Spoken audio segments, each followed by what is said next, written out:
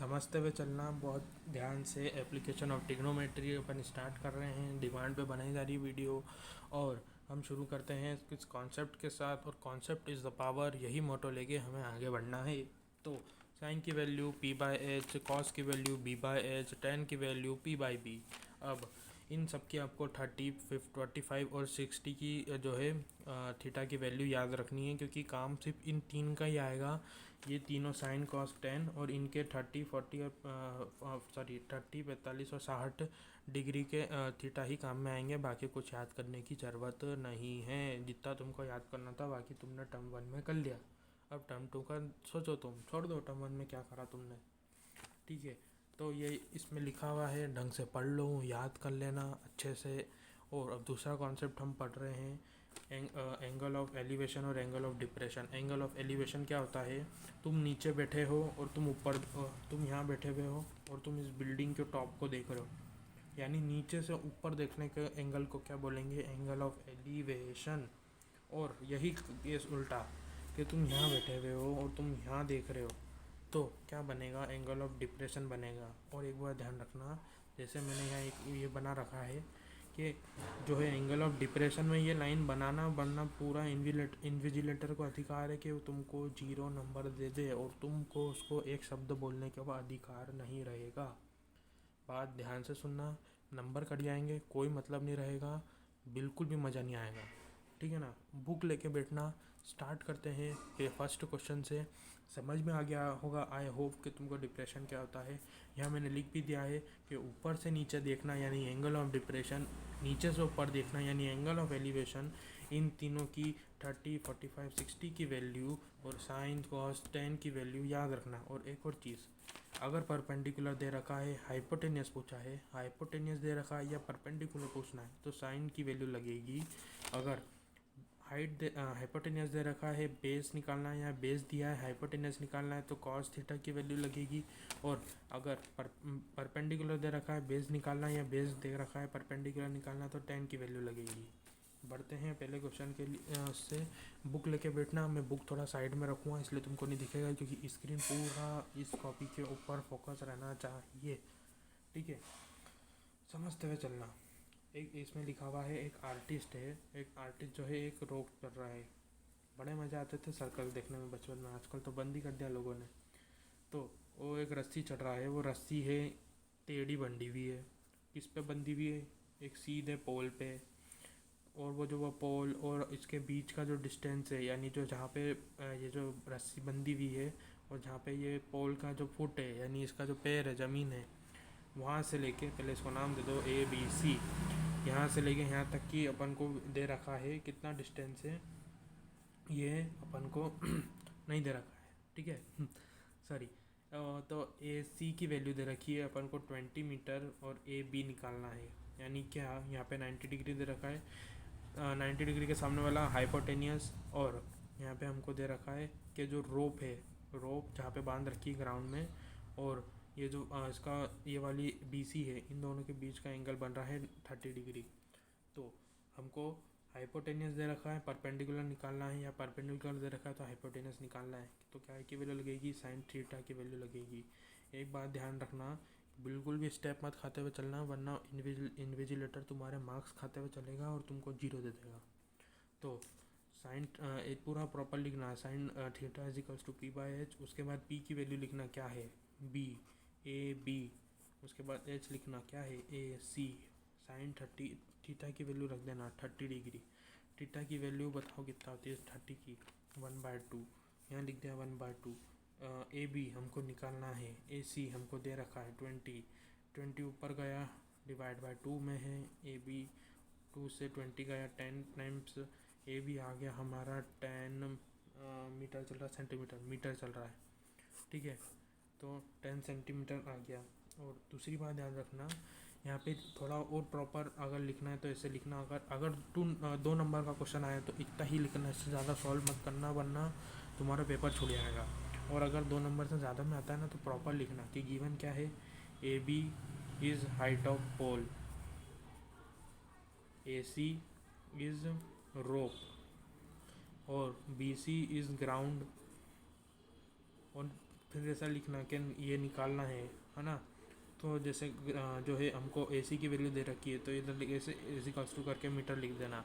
ठीक है, ठीक है, इतना लिख के आना। अगर ये 3 नंबर का है तो इतना सारा लिखना।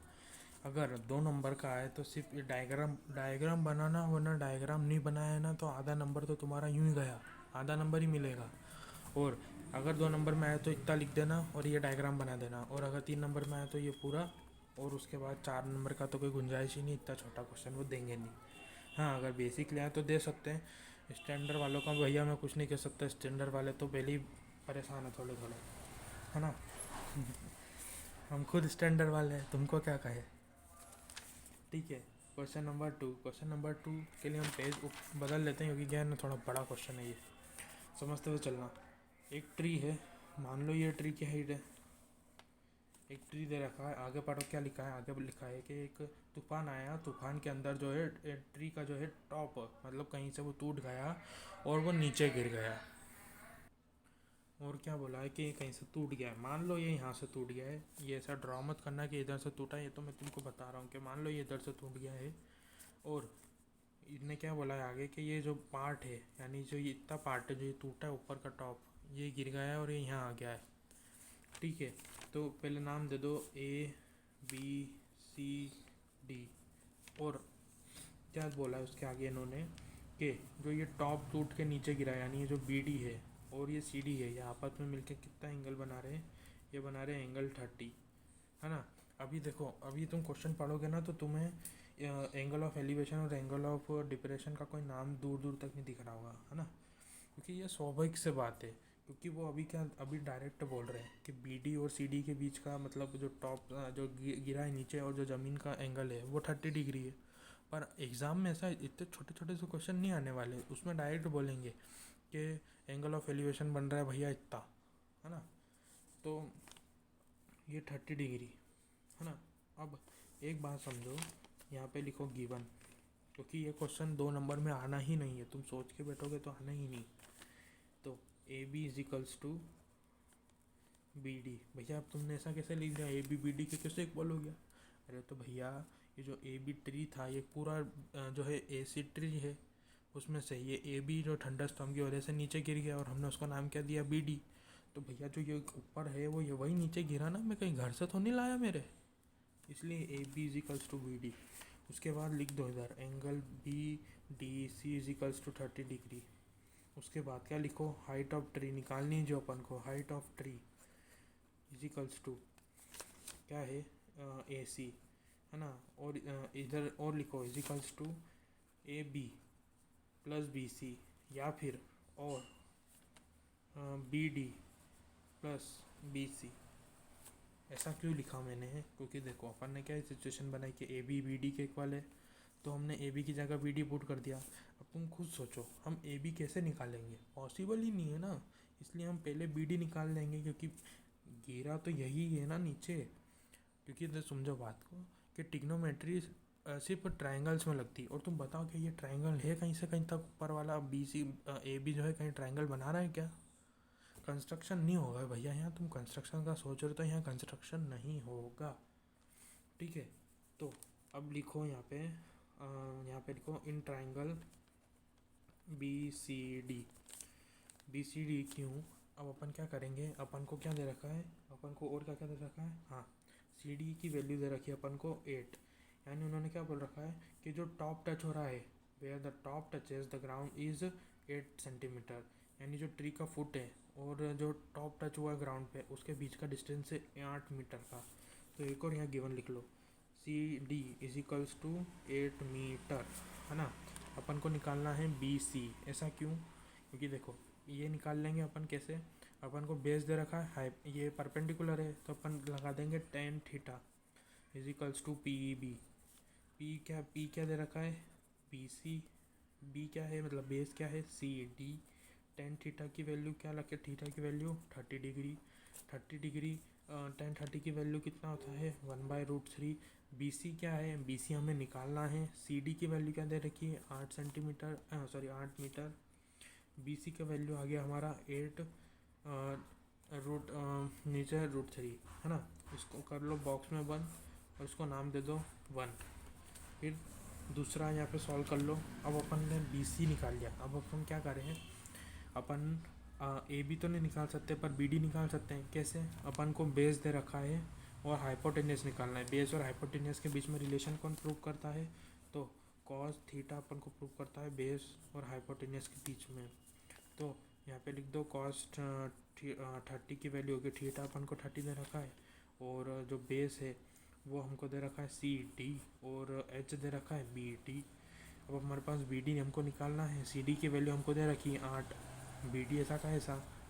कॉस 30 की वैल्यू कितना होता है, कॉस 30 की वैल्यू अपना होता है √3/2। बी डी ऊपर √3 नीचे और 2 ऊपर मल्टीप्लाई में, तो ये आ जाएगा 16√3 = बी डी। ठीक है, ठीक है, इतना आ गया। अब हमारे पास बी सी भी है और बी टी भी है। अब तुम्हारे मन में एक डाउट आ रहा होगा कि सर 9th में तो हमें ऐसा बताया होगा कि नीचे रूट नहीं आते। तो हाँ बेटा, ये सत्य है कि नीचे रूट नहीं आते। इसका आप चाहो तो रेशनलाइज अभी कर लो, या एक काम और कर सकते हो आप कि हमें निकालना तो क्या है, हीट जो है अपनी ट्री की हाइट निकालनी है। ट्री की हाइट क्या है हमारी ए सी, और हमने ए सी ऊपर क्या माना था, B D plus B C. अरे हाँ भैया, A B plus B C भी माना था, पर B D plus B C भी तो माना था, है ना। तो ए सी क्या है, ए सी बी डी की वैल्यू कितनी है 16/√3, प्लस बी सी की वैल्यू क्या है 8/√3। √3 एलसीएम ले लो और ऊपर के प्लस हो जाएंगे तो 24। ए सी की वैल्यू इतनी आ गई, पर नीचे रूट की नहीं आता है, तो एक बार ऊपर भी मल्टीप्लाई हो जाएगा, एक बार नीचे भी, और इधर √3 कैसा का ऐसा। ए सी √3 का मल्टीप्लाई करेंगे तो 3, 24 में √3 का मल्टीप्लाई करेंगे तो 24√3। 3 से 24 को काटा तो 8 टाइम्स में कट गया। ए सी आ गया हमारा 8√3 मीटर, क्योंकि सारी वैल्यूज़ मीटर में चल रही थी। बुक लेके बैठे हो तो तुम्हें ज़रूर पता होगा, वरना नहीं बैठे हो तो अभी भी इतना समय भैया बैठ जाओ लेके, 2 मिनट और है, ख़त्म हो जाएगी वीडियो, समझ रहे हो। ठीक है ना। तो आज अपन ज़्यादा क्वेश्चन नहीं करेंगे, 1 या 2 और करेंगे, उसके बाद जो है तुमको छोड़ देंगे भैया, फिर तुम तुम्हारे मज़े करना। पर उससे पहले एक बार वीडियो फिर पूरी देखना, कॉन्सेप्ट क्लियर रखना। भले ही जो मैंने अभी क्वेश्चन सॉल्व नहीं करवाया वो मत देखना, पर जो शुरू का पार्ट है ना छोटा सा, उसको 2-3 बार दिन में देखना आज, वरना जितना मैंने तुम्हें ऊपर चढ़ाया है ना उतना तुम और नीचे चल जाओगे। वो प्रैक्टिस करना इन क्वेश्चंस की। अब दूसरा पेज ले लेते हैं अपन ना, और शुरू करते हैं क्वेश्चन नंबर 3। तो अब एक कॉन्ट्रैक्टर है, उन्होंने डिसाइड करा कि हम जो 5 साल के जो बच्चे हैं उनसे नीचे और 5 साल के बच्चे, उनके लिए ये जो एक दीदी है यहाँ पे, उन्होंने हाइट रखी है कितनी, इधर लिख लो, फॉर एज बिलो 5 ईयर्स। ठीक है ना। इन दीदी ने क्या बोला है कि हाइट जो है क्या रखेंगे, हम हाइट रखेंगे 1.5 मीटर की।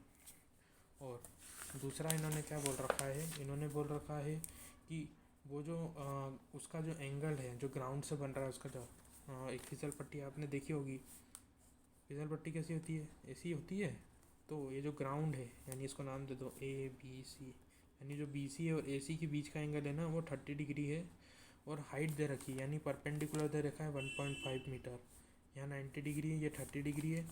अब हमें क्या बोल रखा है आगे, और जो एल्डर लोगों के लिए है, फॉर एल्डर चिल्ड्रंस, है ना, उनके लिए हाइट दे रखी है हमें, हाइट 3 मीटर, यानी इसकी डबल दे रखी है। और जो उनका जो इंक्लिनेशन का जो ग्राउंड से एंगल बन रहा है वो 60 डिग्री बन रहा है। ठीक है भैया, 60 डिग्री बन रहा है। तो एक बार फिर नाम दे दो PQR, है ना। तो PR और RQ, इन दोनों के बीच का एंगल कितना बन रहा है 60 डिग्री। उन्होंने लिखा है, मेरे मन से मैं नाम नहीं लिख रहा। और हाइट यानी परपेंडिकुलर क्या दे रखा है PQ के 3 मीटर। और ऐसा और लिख लो कि 1.5 = AB, जो 5 साल के नीचे के लिए है, और इनके लिए PQ काम कर रहा है हाइट के लिए, तो इधर PQ। निकालना क्या है हमको, इंक्लिनेशन निकालना है, यानी टू फाइंड AC। और इसके अंदर क्या फाइंड करना है, टू फाइंड PR। अब मैं तुमको ये वाला करके बताऊंगा और तुम मेरे को कमेंट सेक्शन में ये वाले का आंसर लिख के भेजोगे, ठीक है ना। अब समझो, हमको परपेंडिकुलर दे रखा है, हाइपोटेनियस निकालना है। परपेंडिकुलर हाइपोटेनियस के बीच में कौन रिलेशन प्रूव करता है, तो साइन थीटा प्रूव करता है। पी की वैल्यू क्या दे रखी है, ए बी, और एच क्या है, ए सी। साइन थीटा की वैल्यू पुट कर दो 30 डिग्री, और 30 डिग्री साइन थीटा के अंदर कितना होता है 1/2। ए बी की वैल्यू हमको दे रखी है 1.5, और ए सी के जो है हमको निकालना है, ए सी ऊपर 2 भी ऊपर है ना, तो ए सी आ जाएगा हमारा 1.5 इंटू 2, 1.5 इंटू 2 यानी 3 मीटर। यानी जो फिसल पट्टी होती है ना, वो 3 मीटर की बनेगी। इसका तुम मेरे को आंसर बताओगे कमेंट सेक्शन में, आज ही बताओगे। कॉन्सेप्ट तुम वापस से वीडियो देखोगे थोड़ी बहुत, जो स्टार्टिंग के कॉन्सेप्ट है। हम अगली बार जो है एंगल ऑफ एलिवेशन वाले, जो उसके अंदर प्रॉपर लिखा रहेगा प्रॉब्लम्स के अंदर के एंगल ऑफ एलिवेशन क्या होते हैं, वो वाले क्वेश्चन अपन अगली वीडियो में स्टार्ट करेंगे। एक दिन में इतना नहीं पढ़ना, बुखार आ जाएगा, ठीक है ना।